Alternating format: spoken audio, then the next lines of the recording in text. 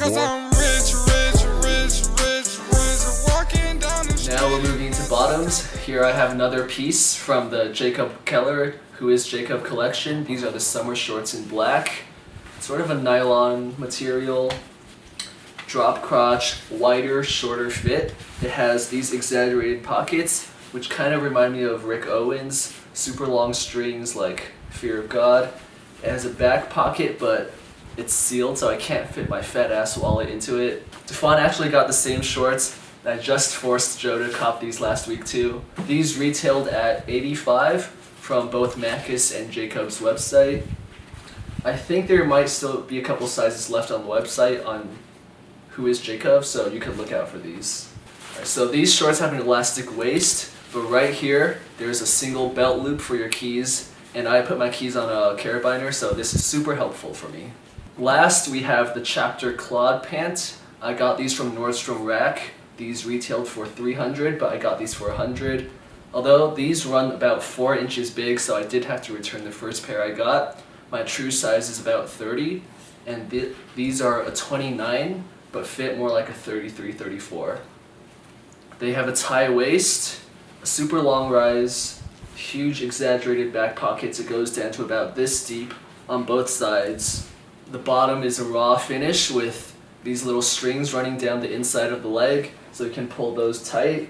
Get on your baggy pant game. No more skinny jeans. These pants are 100% Tencel, I believe, which is a waterproof, eco-friendly material. And the only downside is, again, these are dry clean only.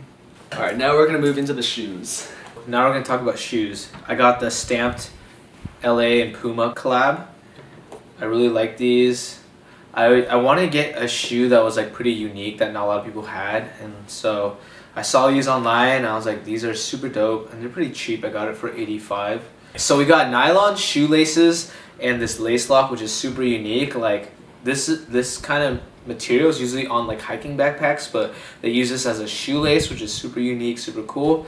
On the front we got the stamped and Puma logo together. In the back we got the Puma, and you get stamped right here. It's a triple black color, super sick. We got some suede over here. The sole itself is pretty comfy, and we got some thick plastic overlapping the upper and just holding the shoe together. Super unique shoe. Not for everyone, but I like it, so yeah. The next shoe that I picked up recently are the Lyte 5s by Asics. I don't know, before I used to never like Asics, but recently I've been looking into Asics and they're super sick. This is like a cream color. It's really nice, and the sole is like white, and the detailing on like the logo is gold, which is super cool. Also, the shoe on the top is a suede upper with a one-piece tone. It's a bit pricey. I got it for $140 retail, but it's a nice beater shoe and it's just super sick. I'm pretty impressed by how well the shoe is held up to its color, because like this is a pretty light color and I've taken these shoes through a lot and it's still maintained its color pretty well. The first pair of shoes I have here are the Vans Old Schools, just the basic black colorway. These are not the regular pair. These are the light soles, which are $5 to $10 more, but the comfort is definitely worth it. The comfort is almost like that of a running shoe, so I wear these almost every day. You guys all know Old Schools, suede uppers. Yeah, just the basic Vans shoe.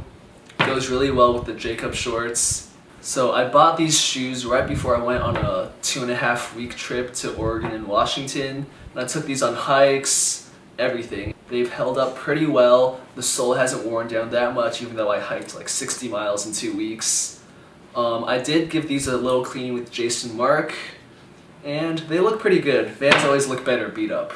Next, we have the Gustin white low tops. These are super similar to the Common Project's Achilles low, except the lack of the branding, obviously.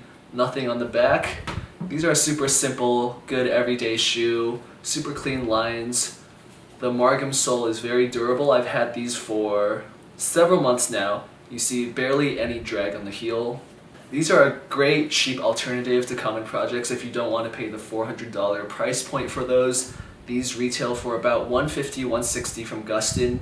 The only thing is you'll have to wait a while for these shoes to come in, since Gustin's business model is crowdfunded, so expect at least a several month wait time for these.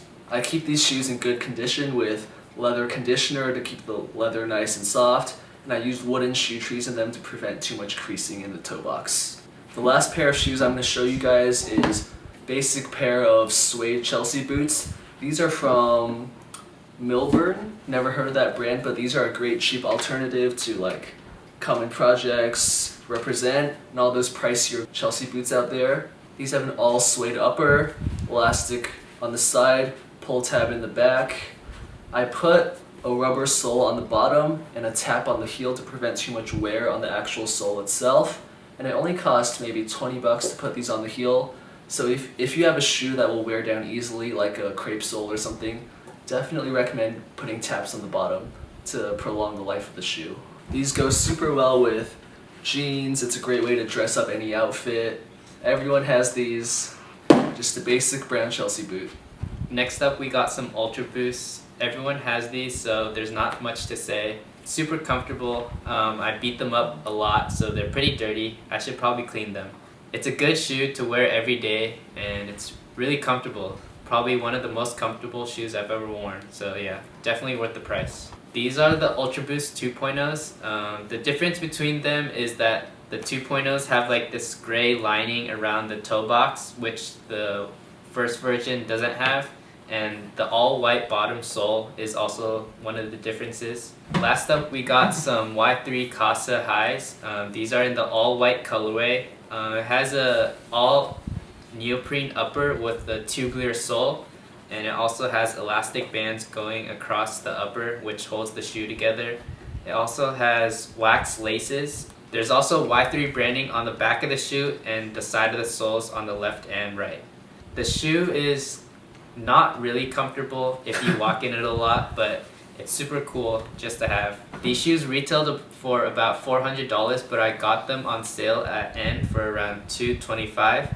The only bad thing about the white shoes is that they yellow around the elastic bands. This is the Keller tee from Mecca. It has an extreme drop shoulder, pretty long sleeves. It has scuffed edges, really subtle distressing, which is a nice change of pace from the overdone, all the holes throughout the body type of thing you see nowadays. Retailed for $65, I think, but no tax in Oregon, so not too bad. And I also got these Machus pins. There are 4 pins for about 18 bucks, which is not a bad price. I also copped a basic beanie from Brixton. I rolled it up once for that shallow fit, and I'll probably throw some of these pins on there. I got the Uniqlo and Kaws collection. Super sick, super cheap, really comfortable with Uniqlo. Since it's Asian sizing, you should size up at least one. So I got a large. Even a large is sort of small on me, but yeah, I really like the graphic.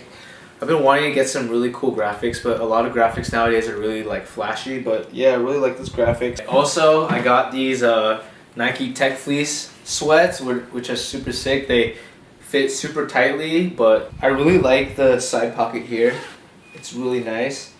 The pocket goes all the way down to your knee, so you can put your phone. It goes all the way down here, and there's another pocket to the side right here, so you can put like your phone inside. Super nice. And there's also pocket on the side over here. And yeah, Nike Tech Fleece is always really comfortable. So these are our favorite pieces from the last few months, and what's cool about most of these pieces are that you don't have to get them at retail, and usually for us, since we're college kids, we usually get them at discounted prices or we look through sales, so don't always buy stuff on retail. Grilled, eBay, Facebook are really good resources for you to cop brand names and quality clothes for cheaper prices, so I definitely recommend you guys to do that. If you guys have any questions, let us know down below. We'll try to get back to you. Don't forget to subscribe. Thanks for watching. It's sold out. Sucks. Get on fucking Grill. God